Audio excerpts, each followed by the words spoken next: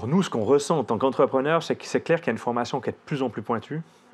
Les étudiants sont de plus en plus vite matures, je dirais. C'est vrai que je pense que, premièrement, les écoles primaires sont plus abouties aussi qu'à une certaine époque.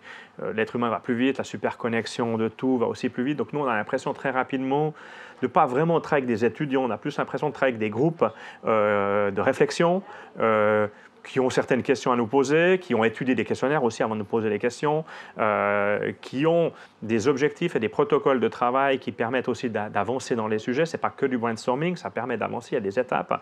Donc nous, je dirais que c'est un appui aujourd'hui, je ne dis peut-être pas complètement professionnel parce qu'ils ne sont pas intégrés dans notre entreprise, donc il y a des éléments qui leur manquent, même si on essaie d'en donner un maximum. Mais je n'ai pas l'impression de travailler avec des étudiants, j'ai plus l'impression de travailler avec des jeunes employés qui seraient un groupe qui travaillerait pour le brainstorming pour nos projets.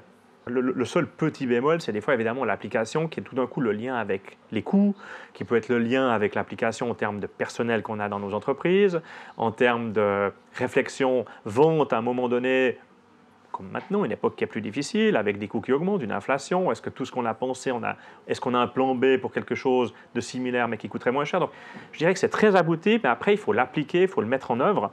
Et puis, je pense que ça, mais ça, c'est vrai aussi pour... En fait, c'est pas lié aux étudiants, c'est lié à notre économie en permanence, parce que nous, même mes chefs de projet, ont exactement le même problème. On va réfléchir à quelque chose, puis quand on applique, en cours d'application, on se rend compte de ce qu'on avait peut-être pensé il y a 3 mois, on va changer. C'est un peu le même principe. Donc le travail est abouti, mais ça ne veut pas dire que... Parce que des fois, les étudiants nous demandent si on l'a appliqué comme ils l'ont proposé. C'est très rare. Même un événement, c'est constamment évolutif. Mais on part d'une base et puis on approche quelque chose. Et cette base, on ne serait peut-être pas allé la chercher si on n'avait pas demandé ça à la haute école. Donc on a vraiment besoin de ces étudiants. Et ce qu'on leur demande quand ils sortent souvent avec des diplômes qui sont vraiment très carrés, c'est de l'expérience.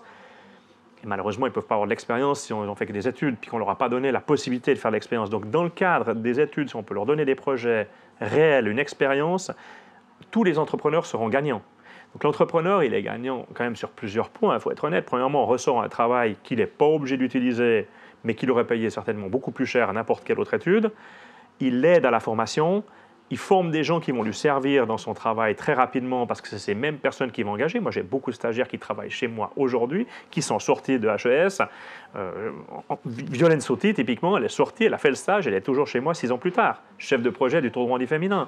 Donc en plus, il y a une réelle suite qui peut se produire. Et oui, moi, je recommande complètement le fait d'utiliser cette formule parce qu'elle est plus qu'efficiente.